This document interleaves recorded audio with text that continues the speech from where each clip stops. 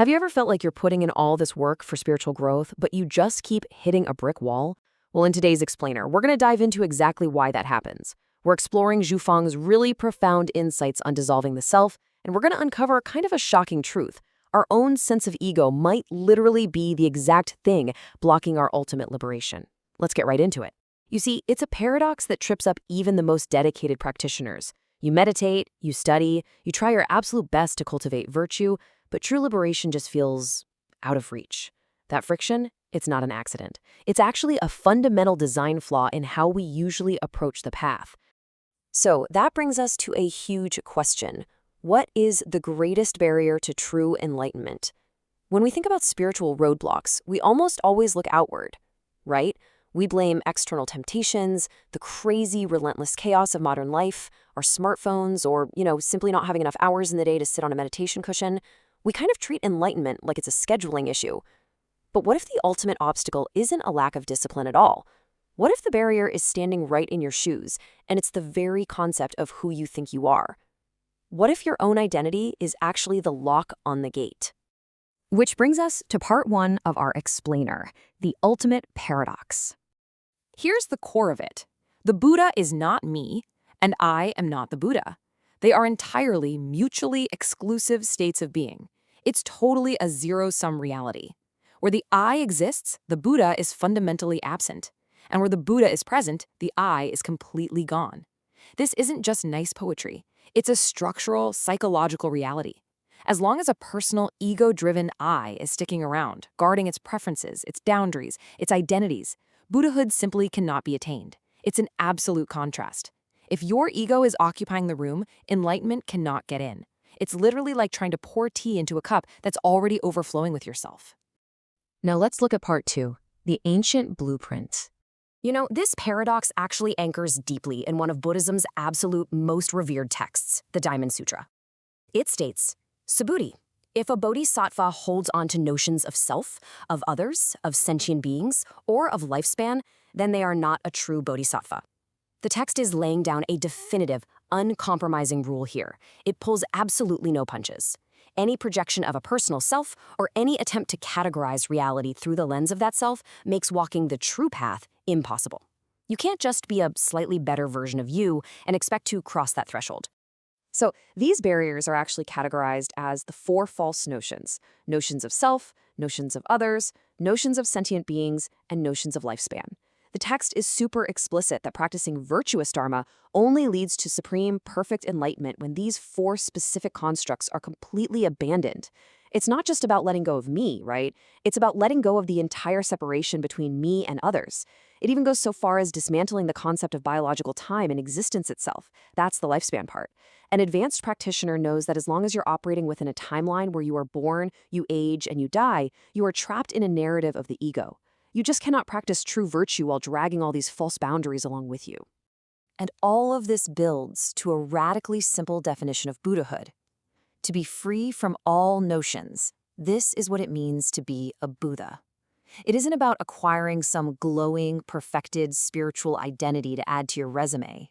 It is about the complete and utter absence of constructed labels. It's the ultimate unbecoming. A true bodhisattva is simply someone who has fully realized this truth of no self, dropping the heavy armor of concepts and just stepping into the raw, unfiltered reality of what actually is. Let's move on to part 3, mountains in the way. When we bring this philosophy down to earth, we really have to confront how this ego blocks our path in daily life. The text warns us, each attachment below is a mountain standing in the way. Just think about the sheer physical weight of that imagery for a second. Every tiny desire, every single piece of identity we proudly cling to isn't just some minor distraction. No, it acts as a massive, immovable tectonic plate right in the middle of our path to awakening. We are essentially trying to hike to the summit of a mountain while actively stuffing heavy boulders into our backpacks. And here's the ultimate spiritual irony. Even the thought, I want to become a Buddha, is a trap. Why? Because the sentence fundamentally starts with, I want. The very ambition to achieve enlightenment is in itself an ego-driven attachment. Actually, scratch that. It's more like a cosmic joke when you think about it. You are aggressively trying to acquire a state of non-acquisition. You're trying to possess enlightenment, like you'd possess a new car or a big promotion at work. That underlying craving, even for something holy, keeps the gate firmly closed. Now, our everyday thoughts are an exhausting, all-consuming avalanche of these attachments. Just map out a standard day in your own head. We're bound by endless desires, wanting glory for our country, craving wealth, or desperately wanting to leave a lasting legacy. We chain ourselves to really rigid beliefs, fiercely defending our politics, declaring I am right and they are wrong, or clinging to specific religious or anti-religious dogmas. And then there are our possessions. This is my country, my religion, my political party, my enemy. Do you notice the common denominator here? Every single one of these, whether they feel noble, highly philosophical, or just totally selfish, starts with the I. They are all mountains we've completely convinced ourselves we need to build. And the list of mountains just keeps growing through our endless identities. We constantly tell ourselves a story, right? I am great. I am humble. I am wealthy. I am poor. I am capable. Or I am totally wrong. It doesn't actually matter if the judgment is positive or negative. This is a massive trap we fall into all the time. Secretly taking pride in thinking I am so humble or I am so poor is just as much of an ego trap as boasting I am so great.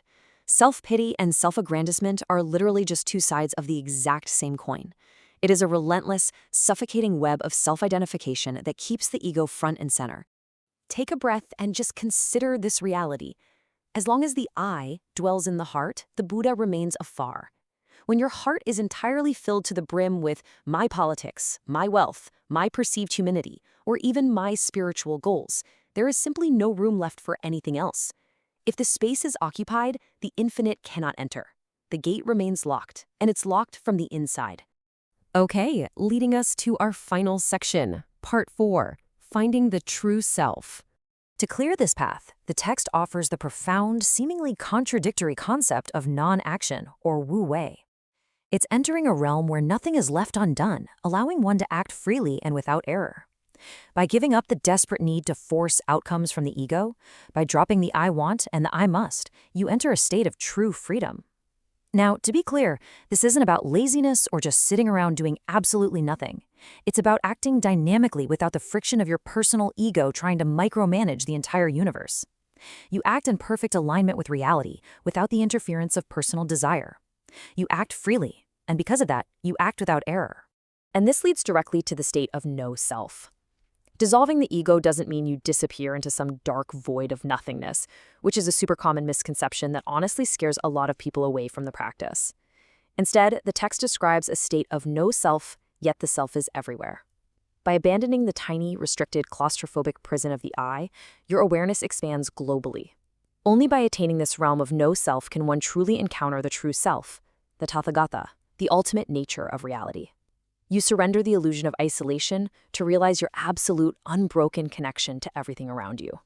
So, we are left with an incredibly direct, binary choice. The ultimatum is crystal clear. Let go of the I, and the true self will arise. Versus, cling to the I, and in the end, even the self is lost. If you hold on tightly to your mountains, your beliefs, your titles, your possessions, the friction of life and time will eventually strip them all away anyway, and you will lose yourself in the process. Letting go isn't a loss. Dropping the ego is truly the only viable path to genuine realization and lasting peace. Which leaves us with a final, vital question to ponder. If you finally drop the heavy mountain of I, if you somehow manage to let go of your labels, your politics, your pride, and even your burning desire for enlightenment, who is the true self waiting to be found underneath? It's a question you literally can't answer with another I am. Take that question with you today, sit with it, and explore the quiet spaces of your own mind. Thanks so much for joining me for this explainer. Keep learning, keep questioning, and we'll see you next time.